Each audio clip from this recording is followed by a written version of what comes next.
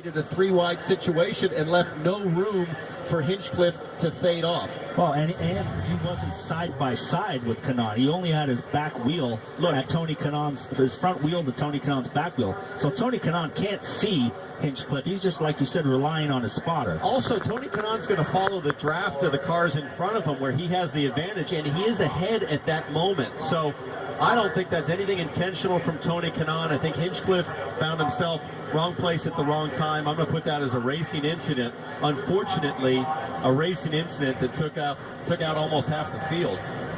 Took out half the field, fellas, and Ryan, the bad luck continues, brother. Just an innocent bystander. Yeah, I don't know what I need to do to get things right here, but had a good car early on. We came in, made a downforce adjustment, and then completely missed the compensation on front wing, and I went straight to the back. And we spent the rest of the night trying to claw back, just missing the whole downforce front grip equation. But started getting going there, and then this deal happened. There were guys making too many moves out there late into the corner, and I'll save my opinion for it after I look at it. But I came down there, cars spinning everywhere, sparks everywhere. I went for the apron. I kind of high-sided a bit, and then just, a passenger from there. So there was nowhere to go. You can't jump all over the brakes in these cars once, you're doing 220 miles an hour in the corner. There's not a whole lot of places to go. Fun racing or crazy racing? I like it when races really come down to handling, not this stuff, like where you have guys that have never seen or driven in pack racing before, and they get out there and they're just making crazy moves.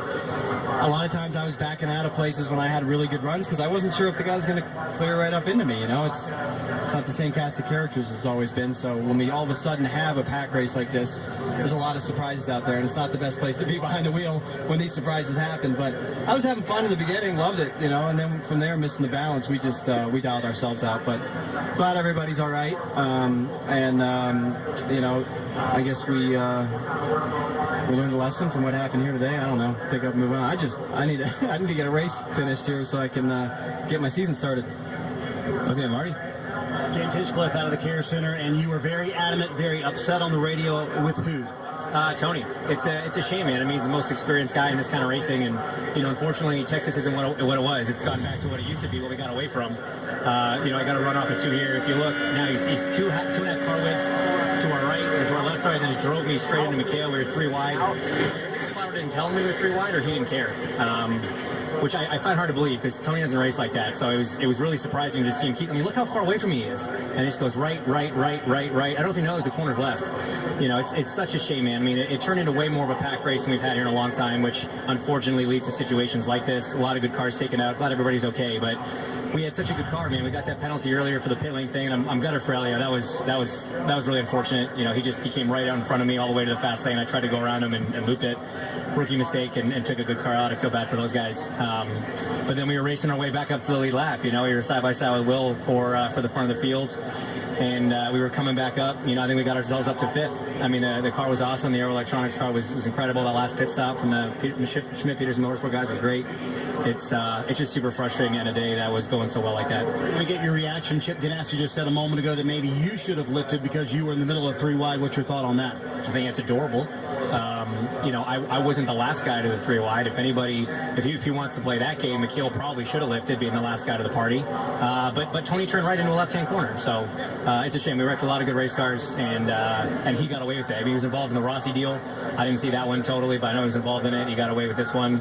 It's like I said, he doesn't normally race like that. I don't know what happened. Talk about the racing overall tonight. Is it getting racier as it gets cooler out here? And also the tires have been an issue tonight. How much were you managing that inside the car?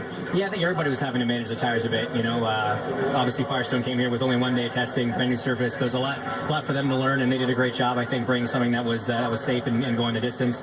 Like I said, the racing was way different. That second lane of 1 and 2 was definitely coming up. We were using it to good advantage, when we were trying to get our lap back there. But again, it's just a totally different kind of race. I mean, Will was driving around on the white line, which we haven't seen here in Texas since 2011. So everybody's learning a bit. A lot of the guys in the field don't have a lot of experience experience with that kind of racing. They weren't around back in the old car days when we raced like that, and it showed today. It's unfortunate. It's not the kind of race we want to be doing. I mean, it looks exciting, but unfortunately it leads to stuff like that. We got some very honest comments from James Hinchcliffe. Katie?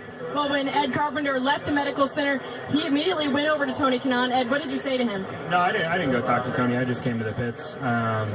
Really, for as big of a crash as it was, our car wasn't that bad. So the guys are back looking at it, seeing if we can get it back together. There's 4 cars in front of us that are crashed out, so maybe pick up a few points. But just disappointing. It was a wild night for us. We got to the front and then kind of got shuffled back, and then ultimately got caught up in this one. But see if we can get back out there, pick up a few points. But yeah, the replay I saw, I think that was Tony's fault. You can see the dotted lines. He's just driving up the track. We talk about lane integrity and giving each other space, and I have as much respect for Tony as anyone in this series. We've been racing together a long time, but the replay I saw, I know he wouldn't like if he was raced that way, so he'll probably think different when he sees the replay. Robin, it'll be interesting to see if Ed can get that 20 car back out. Okay, the most exciting driver of the night, Tristan Vautier. Hell of a race, Dale Coyne. He went down and gave Tony Kanaan a piece of his mind after the crash. What was your perspective, kid? There was nothing I could do. Honestly, they tangled in front. And Hinch started speeding and I had nowhere to go. Just a bummer because obviously, we were very fast. We could have fought for the win, but more than anything, I wanted to finish the race for my return, and I think I raced this way all night. I raced hard, but I really had the checkered flag in mind, and I wanted to have a solid finish. So I'm kind of pissed off. I really wanted to see the end of the race, but I think we can be proud. We represented Seb pretty well, who is recovering. Get well soon, Seb. We really did our best. I think, we showed a lot for this race, but I'm a bit sad it ended this way. The guys in the booth were saying this is a great audition to keep this ride the rest of the season. If you can, what's your sports car commitments? Can you run some more here for Dale? Well, Kenny, my team owner from Sun Energy One Racing, is just such a great person.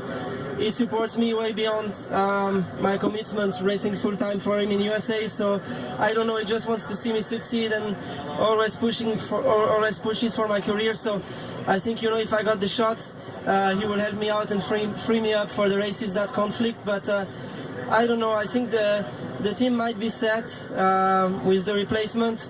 At least I showed, everything I could tonight. I gave it all. I raced really hard, and I'm happy we maximized everything. It's just a shame taken out by something out of our control, and the team really did not need another crash because of all the crash damage they've had, but I tried my best to avoid that and race well. It's just, sometimes you can't do anything about it. So. Well, you did a hell of a job. Booth? All right, thank you, Robin. And the Kenny he referred to is Kenny Habul, his company Sun Energy, and maybe it's Esteban Gutierrez we see as we watch James Hinchcliffe on board with his massive hit. 8 cars involved, red flag, but back to racing soon at Texas.